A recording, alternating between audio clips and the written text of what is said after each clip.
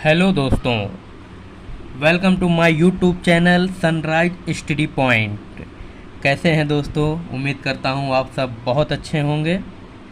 आज हम बात करते हैं मध्यकालीन भारतीय इतिहास के गुलाम वंश के बारे में, जो 1206 से 1290 ईस्वी तक चला। 1206 ईस्वी में गुलाम वंश की स्थापना किसके द्वारा की गई? आंसर होगा दोस्तों कुतुबुद्दीन ऐबक। गुलाम वंश के सुल्तानों में कौन कौन गुलाम थे? कुतुबुद्दीन ऐबक, इल्तुतमिश तथा बलबन। कुतुबुद्दीन ऐबक किसका गुलाम था? मोहम्मद गौरी का गुलाम था कुतुबुद्दीन ऐबक। कुतुबुद्दीन ऐबक द्वारा किए गए निर्माण कार्य। नंबर 1, कुतुब उल इस्लाम मस्जिद जो दिल्ली में है। दूसरा, 2.5 दिन का झोपड़ा जो अजमेर में है। तीसरा, कुतुब मीनार का निर्माण प्रारंभ कराया। कुतुबुद्दीन ऐबक के किस सेना नायक ने नालंदा विश्वविद्यालय को नष्ट किया? आंसर होगा बख्तियार खिलजी। चौगान खेलते समय घोड़े से गिरने के कारण कुतुबुद्दीन ऐबक की मृत्यु कब हुई? आंसर होगा 1210 ईस्वी में। गुलाम वंश को और किन नामों से भी जाना जाता है? इलबरी, मामलुक तथा दास वंश। दिल्ली का पहला तुर्क शासक किसे माना जाता है? आंसर होगा कुतुबुद्दीन ऐबक। कुतुब मीनार के निर्माण में किन किन शासकों ने योगदान दिया? आंसर होगा कुतुबुद्दीन ऐबक, इल्तुतमिश, फिरोज शाह। किसकी मृत्यु के बाद कुतुबुद्दीन ने स्वयं को लाहौर का स्वतंत्र शासक घोषित किया? आंसर होगा मोहम्मद गौरी। गुलाम वंश के किस शासक को कुरान खां के नाम से भी जाना जाता है? आंसर होगा कुतुबुद्दीन ऐबक। कुतुबुद्दीन ऐबक की कब्रगाह कहाँ है? लाहौर में। किस इमारत की दीवारों पर चौहान शासक विग्रहराज चतुर्थ द्वारा रचित संस्कृत नाटक हरिकेली के अंश अंकित हैं? आंसर होगा 2.5 दिन का झोपड़ा। थैंक यू दोस्तों, thank you watching for my video. Thank you. Hello दोस्तों, welcome to my YouTube channel Sunrise Education Point. कैसे हैं दोस्तों? उम्मीद करता हूं आप सब बहुत अच्छे होंगे और अपनी तैयारी को बहुत अच्छा कर रहे होंगे। आज हम बात करेंगे दोस्तों मध्यकालीन भारतीय इतिहास में गुलाम वंश, जो 1206 से 1290 ईस्वी तक चला। चलिए दोस्तों शुरू करते हैं। 2.5 दिन का झोपड़ा का निर्माण किसने कराया?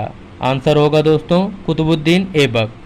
कुतुबुद्दीन ऐबक के बाद गुलाम वंश की गद्दी में कौन विराजमान हुआ? आंसर होगा आराम शाह। किस सेनापति की मदद से कुतुबुद्दीन ने बंगाल को अपने अधीन किया? आंसर होगा कैमाज रूमी। कुतुबुद्दीन ने बंगाल का सूबेदार किसे नियुक्त किया? आंसर होगा दोस्तों अली मर्दान।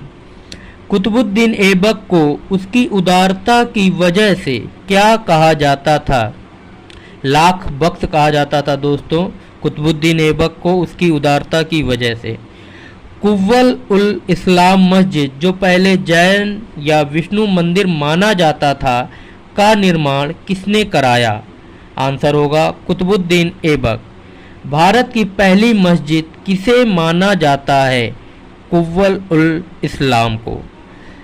कुव्वल उल इस्लाम मस्जिद का दक्षिणी प्रवेश द्वार किस नाम से जाना जाता है? अलाई दरवाज़ा। मार्शल ने किस निर्माण को इस्लामी स्थापत्य के खजाने का सबसे सुंदर हीरा कहा? अलाई दरवाज़ा को कहा। 1211 ईस्वी में आराम शाह की हत्या कर कौन गुलाम वंश की गद्दी पर बैठा? उत्तर होगा इल्तुतमिश। दिल्ली का वह प्रथम सुल्तान जिसने नियमित सिक्के जारी किए? उत्तर होगा इल्तुतमिश। गुलाम वंश का वह शासक जिसने अपनी राजधानी दिल्ली बनाई? आंसर होगा दोस्तों इल्तुतमिश ने।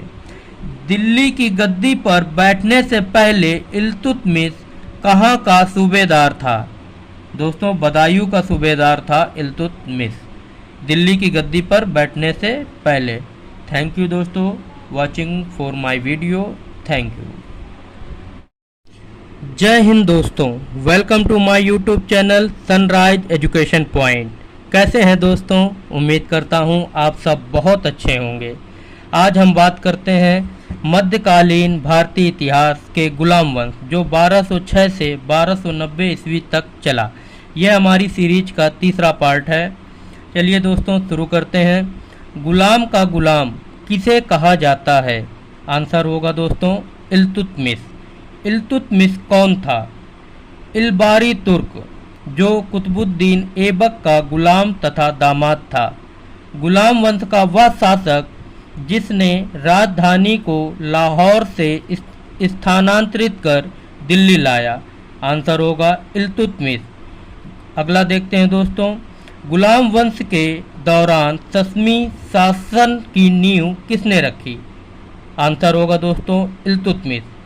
इल्तुतमिश के शासनकाल में किसने पश्चिमोत्तर भारत पर आक्रमण किया? आंसर होगा मंगोल शासक चंगेज खां।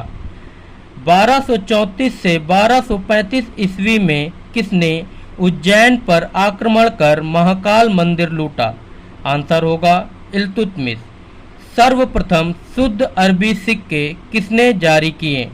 आंसर होगा दोस्तों इल्तुतमिश। चांदी का सिक्का जिसे टंका कहा जाता था और दूसरा तांबा का सिक्का जिसे जीतल कहा जाता था। अगला देखते हैं दोस्तों। भारत में निर्मित प्रथम मकबरा किसे माना जाता है? आंसर होगा नसरुद्दीन का मकबरा जो इल्तुतमिश का पुत्र है। मकबरा शैली का जन्मदाता किसे माना जाता है?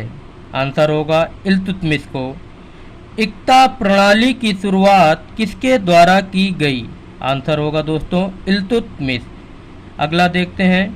40 गुलाम सरदारों का संगठन जिसका नाम था तुर्कान ए चहलगानी का संगठन किसने किया? आंसर होगा इल्तुतमिश। गुलाम वंश का पहला शासक जिसे बगदाद के खलीफा से सुल्तान पद की वैधानिक स्वीकृति प्राप्त हुई। आंसर होगा इल्तुतमिश। अगला देखते हैं। इल्तुतमिश ने बिहार में अपना प्रथम सूबेदार किसे नियुक्त किया? आंसर होगा मलिक जानी। थैंक यू दोस्तों watching for my video. Thank you. जय हिंद दोस्तों, welcome to my YouTube channel Sunrise Education Point. कैसे हैं दोस्तों? उम्मीद करता हूं आप सब बहुत अच्छे होंगे। आज हम बात करेंगे मध्यकालीन भारतीय इतिहास के गुलाम वंश जो 1206 से 1290 ईस्वी तक चला।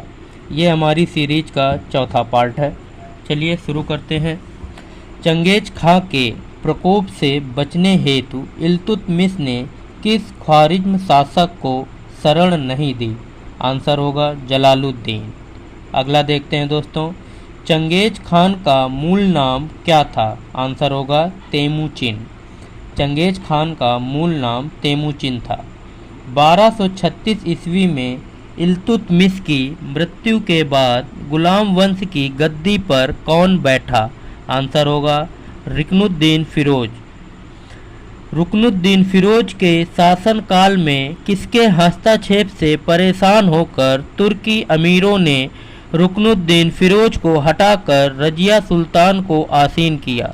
शाह तुर्कान जो रुकनुद्दीन की मां थी। अगला देखते हैं दोस्तों।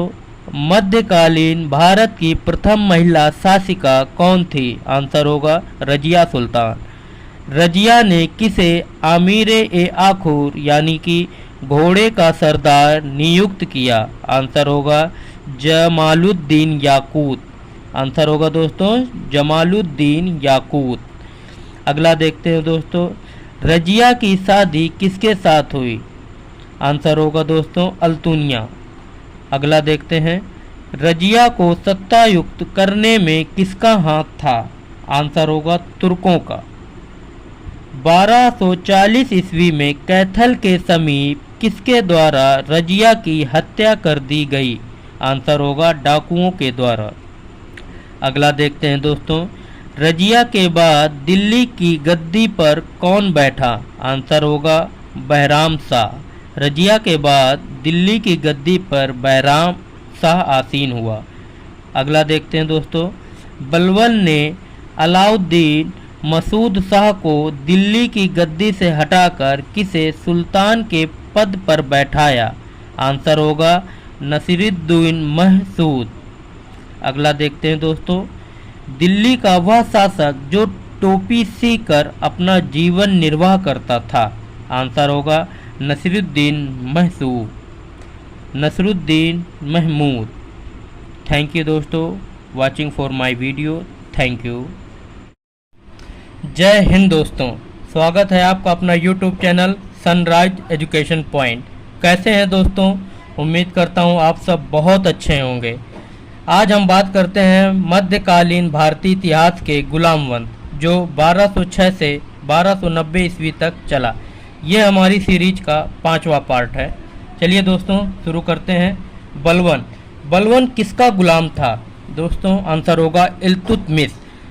अगला देखते हैं दोस्तों, तुर्कान ए चहलगानी का विनाश किसके द्वारा किया गया? आंसर होगा दोस्तों बलबन द्वारा। अगला है दोस्तों, नसीरुद्दीन महमूद के शासनकाल में कौन नायाब ए ममलिकात पद पर पदस्थ था? आंसर होगा दोस्तों बलबन। अगला है दोस्तों, किसने राजत्व के दैवीय सिद्धांत का प्रतिपादन किया और अपने को जिल्ले इलाही घोषित किया? आंसर होगा दोस्तों बलबन। अगला है, सुल्तान बनने के बाद बलबन ने कौन सी उपाधि धारण की? आंसर होगा उलुग खां। अगला है, गढ़ मुक्तेश्वर की मस्जिद की दीवारों पर अपने शिलालेख में स्वयं को खलीफा का सहायक किसने कहा? आंसर होगा बलबन ने। अगला है, दिल्ली दरबार में सिजदा एवं पैबोस की प्रथा शुरुआत करने का श्रेय किसे जाता है? आंसर होगा बलबन को। अगला है साथियों, अपने विरोधियों का दमन करने हेतु बलबन ने कौन सी नीति अपनाई? आंसर होगा लौह एवं रक्त की नीति अपनाई। अगला है दोस्तों, बलबन का वह पुत्र जो मंगोल आक्रमण में मारा गया। आंसर होगा शहजादा मोहम्मद। अगला है दोस्तों, फारसी के प्रसिद्ध कवि अमीर खुसरो किसके दरबार में थे? आंसर होगा बलबन। अगला है दोस्तों, गुलाम वंश का अंतिम शासक कौन था? आंसर होगा शमसुद्दीन क्यूमर्स। अगला है दोस्तों, मोहम्मद पैगंबर के उत्तराधिकारी को क्या कहा जाता था? आंसर होगा खलीफा। अरबों के बाद भारत पर किसने आक्रमण किया? आंसर होगा दोस्तों तुर्कों ने। अगला है, तुर्क कौन थे? आंसर होगा दोस्तों चीन के उत्तरी पश्चिमी सीमाओं पर निवास करने वाली एक असभ्य और बर्बर जाति थी। थैंक यू दोस्तों watching for my video. Thank you. जय हिंद दोस्तों, स्वागत है आपका अपना YouTube channel Sunrise Education Point. कैसे हैं दोस्तों? उम्मीद करता हूँ आप सब बहुत अच्छे होंगे। आज हम बात करेंगे मध्यकालीन भारतीय इतिहास के गुलाम वंश जो 1206 से 1290 ईस्वी तक चला। ये हमारी सीरीज का 6ठा पार्ट है। चलिए दोस्तों शुरू करते हैं। सुल्तान की उपाधि किन शासकों द्वारा प्रारंभ की गई? आंसर होगा दोस्तों तुर्की शासक। अगला है, पहला शासक जिसने सुल्तान की उपाधि धारण की। आंसर होगा दोस्तों महमूद गजनवी। यह उपाधि बगदाद के खलीफा से प्राप्त हुई थी महमूद गजनवी को। अगला है दोस्तों, किस शासक के अतिरिक्त दिल्ली सल्तनत के सभी तुर्क शासकों ने सुल्तान की उपाधि धारण की? आंसर होगा दोस्तों खिज्र खां। अगला है दोस्तों, मोहम्मद पैगंबर के उत्तराधिकारी को क्या कहा जाता था? आंसर होगा दोस्तों खलीफा। अगला है दोस्तों, अरबों के बाद भारत में किसने आक्रमण किया? आंसर होगा मित्रों तुर्कों ने। अगला है, दिल्ली सल्तनत का वास्तविक संस्थापक किसे माना जाता है? आंसर होगा इल्तुतमिश को। अगला है, भारत में मुस्लिम साम्राज्य का वास्तविक संस्थापक किसे माना जाता है? आंसर होगा दोस्तों मोहम्मद गौरी। अगला है, शुद्ध अरबी के सिक्के चलाने वाला तुर्क सुल्तान कौन था? आंसर होगा दोस्तों इल्तुतमिश। इल्तुतमिश ने शुद्ध अरबी के सिक्के चलाए थे। अगला है दोस्तों, सिक्कों पर टकसाल का नाम लिखने की परंपरा किसने प्रारंभ करवाई? आंसर होगा दोस्तों इल्तुतमिश। अगला है, इल्तुतमिश के शासनकाल में न्याय चाहने वाला व्यक्ति किस वस्त्र का कपड़ा धारण करता था? आंसर होगा दोस्तों लाल वस्त्र का। जिस व्यक्ति को इल्तुतमिश से न्याय लेना होता था तो वह लाल रंग का कपड़ा पहनकर उसके सामने जाता था। अगला है दोस्तों, किसके समय सल्तनत की वास्तविक शक्ति का संचालन 40 गुलामों के दल द्वारा होता था? आंसर होगा दोस्तों मुइजुद्दीन बहराम शाह। अगला है दोस्तों, किस मकबरे में प्रथम बार वास्तविक रूप से मेहराब प्रयोग हुआ था? आंसर होगा दोस्तों बलबन का मकबरा। अगला है, किसने सबसे पहले सदैव तत्पर सेना रखने की प्रथा प्रारंभ की? आंसर होगा दोस्तों बलबन। अगला है, किताबुल हिंद यानी कि तहकीके हिंद भी इसका दूसरा नाम है, किसकी रचना है? ये रचना है अल बरूनी की। थैंक यू दोस्तों watching for my video. Thank you.